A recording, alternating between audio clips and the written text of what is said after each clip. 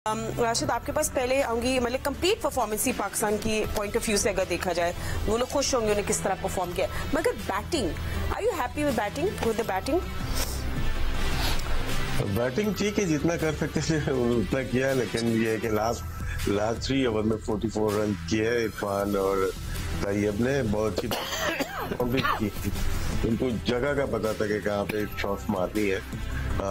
Positive sign है कि आखिरी ओवर में रन बने और किसी पावर हिटर की जरूरत नहीं पड़ी। वही बैट्समैन आगे जाके अपने आप को डेवलप किया और जब आपके पास रेंज होती है तो उसके बाद अपने अच्छे स्ट्राइक रेट के साथ रन किए दोनों ने। खास बात जो मुझे इसमें लगी कि विकेट तो लिए, सुफियान ने भी ली और हारिस रऊफ ने सबसे ज्यादा विकेट ले ली, अबरार ने भी की। वनडे में अगर देखा जाए अबरार से न्यू बॉल करवाई गई थी और उसके बाद T20 में भी देखे तो नया बॉल वही कर रहे हैं। ये नया चेंज लेके आना चाहते हैं शायद कि हम आगे जाके स्पिनर्स पे, जैसे अफगानिस्तान अपने पावर प्ले में शेयर करता है स्पिनर से, तो शायद हम भी T20 में स्पिनर से जा रहे हैं। तो ये एक नई चीज नजर आई है, तो हमें आगे जाके देखना है कि स्पिनर्स हमारे पास दो तो ये खेल रहे हैं, आने वाला शादाब हो सकता है। तो नेक्स्ट मैच में सुफियान मुकीम से भी पावर प्ले में करा ली जाए तो दोनों का मालूम जाएगा पावर प्ले में कौन बेहतर बॉलिंग कर सकता है। ये एक नई चेंज लगी पाकिस्तान क्रिकेट में। बैटिंग में देखें, नई टीम एक तरह से अपने नंबर्स भी नहीं पता इनको, तो उसमें आप ठीक है, जब आपके 17 ओवर थे 122 रन थे, फिर हम अच्छा लेके चले गए। अफगानिस्तान ने ये जिम्बाब्वे का ये हुआ कि अच्छा जा रहे थे 93 for 3 10 ओवर में, उसके बाद कैसे आउट हो गए तकरीबन 18 रन पे, वो हमारी बॉलिंग का भी क्रेडिट जाता है।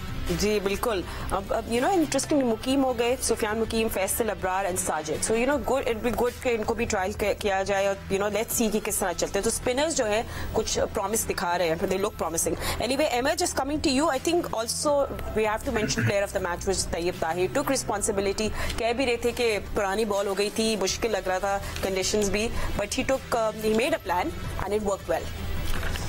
जी, तैयब ताहिर जबरदस्त प्लेयर हैं, बड़ा अच्छा खेलते हैं, स्पिनर को फील्ड्स बड़ी अच्छी हैं, क्रीज की डेप्थ का इस्तेमाल करते हैं, अगेन रॉक बैक करते हैं, पीछे मारते हैं, उसके बाद वो भी जिस तरह कामरान गुलाम करता है, जैसे ही रॉक बैक करके मिड विकेट मारते हैं उसके बाद सामने भी मारते हैं। उनकी रेंज ऑफ शॉट्स जो है उसमें डेप्थ मौजूद है, विकेट के चारों तरफ खेलने की सलाहियत है।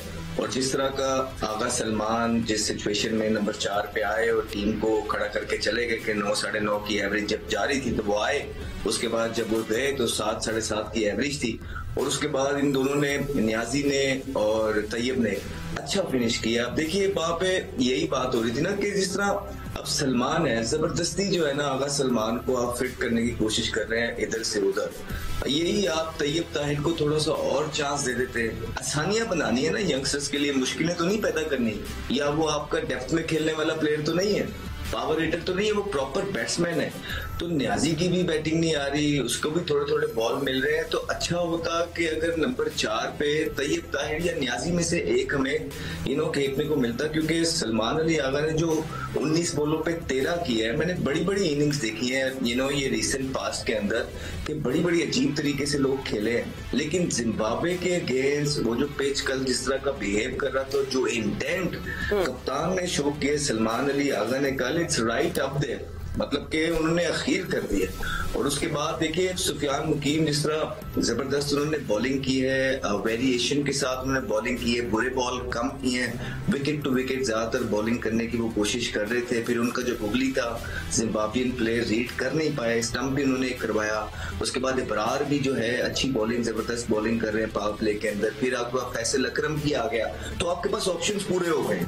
अब आपके पास ये इस तरह के बॉलर आ गए हैं कि जो इंटरनेशनल लेवल पे परफॉर्म कर सकते हैं, हमने उनको देखा है, थोड़ी सी मेहनत करने की जरूरत है। तो I think all in all कुछ ना कुछ तो मिल रहा है, लेकिन अभी भी हमें कुछ चीजों पे काम करने की जरूरत है। जैसे साहिबजादा फरहान को आपने इतनी डोमेस्टिक की परफॉर्मेंसेस के बाद ऑस्ट्रेलिया में ले गए और उस पे काम किया, वो पुल मारते हुए आउट हुआ, कोचिंग का ब्लंडर था, आपने उसको ड्रॉप कर दिया। तो आप लोगों को यूं रुसवा नहीं कर सकते, पे काम करना है, क्योंकि उन्होंने 10-10 12-12 साल जो है लगाए हुए डोमेस्टिक के अंदर, और अगर उसको एक शॉट खेलते हुए प्रॉब्लम हो रही है तो कोचिंग किस चीज के पैसे लेती है? वो इसी चीज के लिए तो रखी जाती है। जिस तरह हमने अपने कोचेस के साथ काम किया है, क्या साइड ज्यादा के साथ किसी ने काम किया? तो आपके पास ऑप्शन मौजूद है, अब उनको यूटिलाइज राइट तरीके से करना है कि जब एक कंपनी ने, ये बहुत इंपॉर्टेंट होने वाला है। And सिको, I think the good thing is that पहले मैच की बात करें तो फिर डिटेल में बात करेंगे। बस आपकी क्या टेक है on the batting and the bowling, तो आप भी अपना समराइज कर दें, फिर विल टॉक मोर। जैसे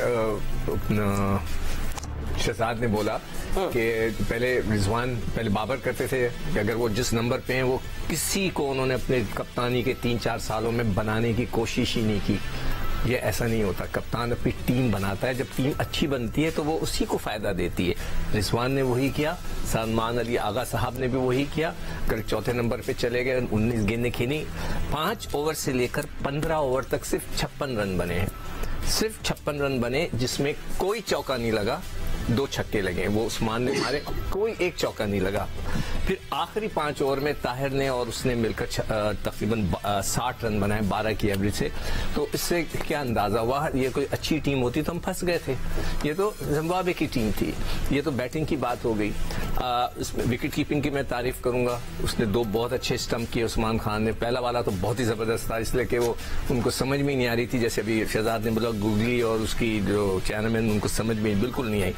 अब जो स्पिनर्स की आपने बात की, आई टोटली एग्री कि सुफियान, फैसल अकरम, ये दोनों अच्छे लग रहे हैं। मैं ये नहीं कह रहा हूं कि बस ये हमें मिल गए, अच्छे लग रहे हैं, और इनकी जो बॉलिंग है उनमें निखार आ सकता है, और वो इसी तरह आ सकता है कि आप उन्हें खिलाएं, जितने छोटे टूर जहां मौका मिलता है जरूर खिलाएं। साउथ अफ्रीका के लिए मैं जरूर कहूंगा, इब्रार तो आपके पास है, साजिद को अगर एक वनडे खिला देते तो क्या होता। मुझे सिर्फ इतना बता दें, मैं मतलब है कि क्या कहूं अपने पीसीबी के सिलेक्टर्स को और उनके एडवाइजर्स को, कि मेरा सर पीटने को दिल करता है।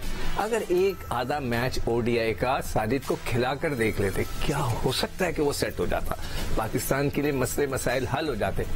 नहीं खिलाया आपने, आप लोगों की मर्जी। तो एनीवे ओवरऑल बहुत अच्छा हो गया, पाकिस्तान मैच जीत गया। अब देखते हैं आगे क्या होता है। ठीक है, एंड भट्टी साहब भी हमारे साथ मौजूद है। भट्टी साहब, आई थिंक रिफ्रेशिंग था हम फैंस के लिए भी, क्योंकि जो बेंच वार्मर्स थे उनको मौका मिला टू शोकेस के you know what they worth basically. जी हाँ फातिमा, जिम्बाब्वे ऐसी अपोजिशन है जिसके खिलाफ आप सिलेक्शन में लिबर्टी ले सकते हैं, क्योंकि इसके बाद जब साउथ अफ्रीका जाएंगे वहां शायद हमारे पास तजुर्बात करने के इतने मौके नहीं होंगे। अभी सिकंदर बख्श साहब बात कर रहे हैं विकेट कीपिंग की, ये सरफराज के बारे में बहुत बात करते रहे। आप देखें ना, हसीबुल्लाह को आप ट्रेवल करवा रहे हैं टीम के साथ, तो भाई जिम्बाब्वे के खिलाफ उसको 3 मैच खिला देना। सरफराज का तो चैप्टर क्लोज हो गया। सरफराज के बारे में इतनी बात की गई जैसे कोई इंडियन प्लेयर पाकिस्तान टीम में आ गया, लेकिन हसीबुल्लाह यंग प्लेयर है, बलूचिस्तान से उसका ताल्लुक है और पीएसएल में उसने परफॉर्म करके दिया। आप उसको यहाँ 3 मैच खिला के चेक करें कि मोहम्मद रिजवान खुदा न खास्ता अगर अनफिट हो जाते हैं तो क्या हसीबुल्लाह को हम आगे कैरी कर सकते हैं, या फिर हसीबुल्लाह को खुदाफिज कह के किसी और विकेट कीपर की तरफ देखें। तो मेरे ख्याल में ओवरऑल एक सलमान अली आगा थोड़ी सी अभी मिसफिट नजर आ रहे हैं। मेरे ख्याल में अब ये विकेट कीपिंग का जो मसला है, मैं 2015 मुझे याद आ गया जब उमर अकमल को खिलाते खिलाते फिर अचानक सरफराज टीम में आ गए, फिर सरफराज लंबे अरसे तक खेलते रहे। तो मेरे ख्याल में हसीबुल्लाह को प्रॉपर मौका मिलना चाहिए।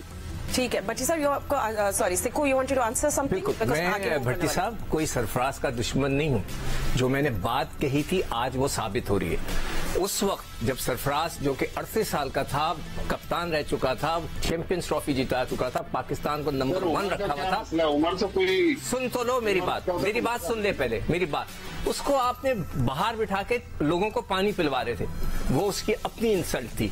उस वक्त एक नौजवान कीपर, मैं सिर्फ ये कह रहा था कि आपने उसको वहां रखा है तो उसको खिलाओ, नहीं खिलाना तो किसी नौजवान को रखो।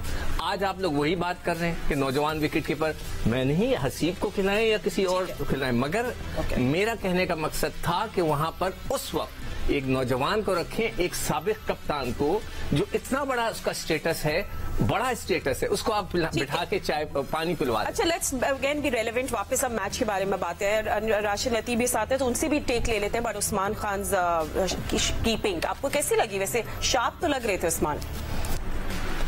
नहीं, स्टंपिंग वो जो था वो मेरी तरह धोखे में हो गया था। एक तो चिपक गई थी बॉल हाथ पे, नो डाउट, लेकिन ये रीड करना मुश्किल हो जाता है। जो अनऑर्थोडॉक्स होते हैं लेफ्ट आर्म रिस्ट स्पिनर, इनको रीड करना मुश्किल होता है कीपर्स के लिए भी।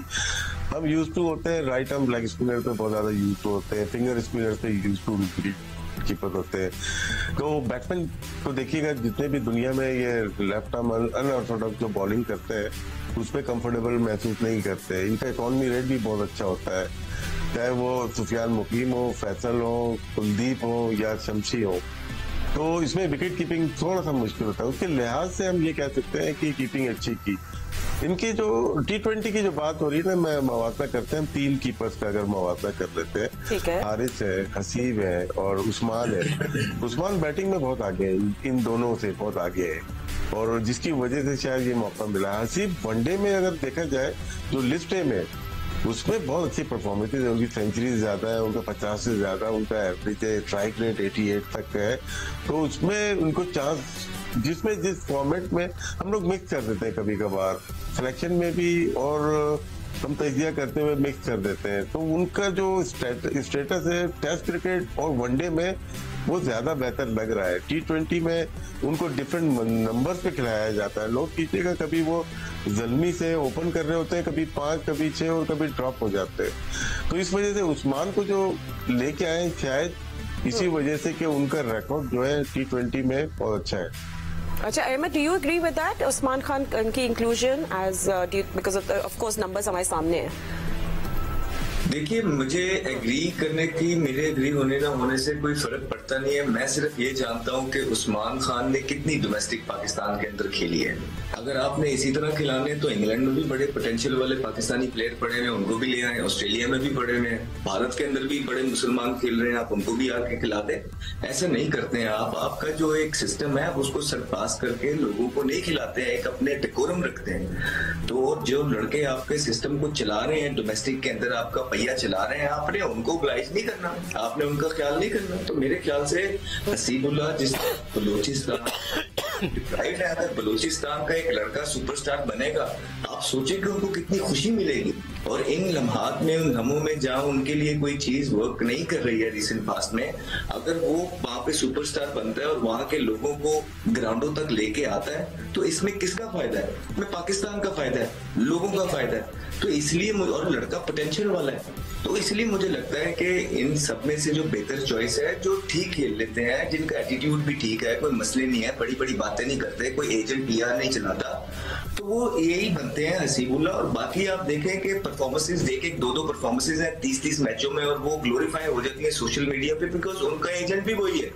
ठीक है, अगर आप देखेंगे तो एज सच फिनोमिनल परफॉर्मेंसेज 70, 80, 60 की हर तीसरे मैच में कोई भी नहीं दे रहा। तो इन सब में से जो डोमेस्टिक के अंदर जिसकी सबसे ज्यादा, सबसे अच्छी परफॉर्मेंसेज होंगी और जो मेहनत कर रहा है लड़का, जिसका ग्लास वर्क भी मुझे जो है ना बाकियों से थोड़ा शॉर्टर फॉर्मेट में ठीक लग रहा है। हाँ, जहां तक टेस्ट की बात है, टेस्ट में आप एक जो प्रॉपर कीपर है उसके साथ आप जा सकते हैं। वो आपका रुहेल नजीर भी हो सकता है, बड़ा अच्छा ग्लव वर्क है उसका भी, और एक टाइम पे वो लाइन में खड़ा हुआ था। तो मुझे लगता है कि जिस तरह भट्टी साहब ने बात की है हसीबुल्लाह की, ठीक है, हम लोग ऐसा करते हैं, उसको खिलाना चाहिए। सही है, ठीक है, हम इस कॉन्वर्सेशन को आगे भी लेकर जाएंगे। Will talk more about wicket keeping and comparison भी करेंगे।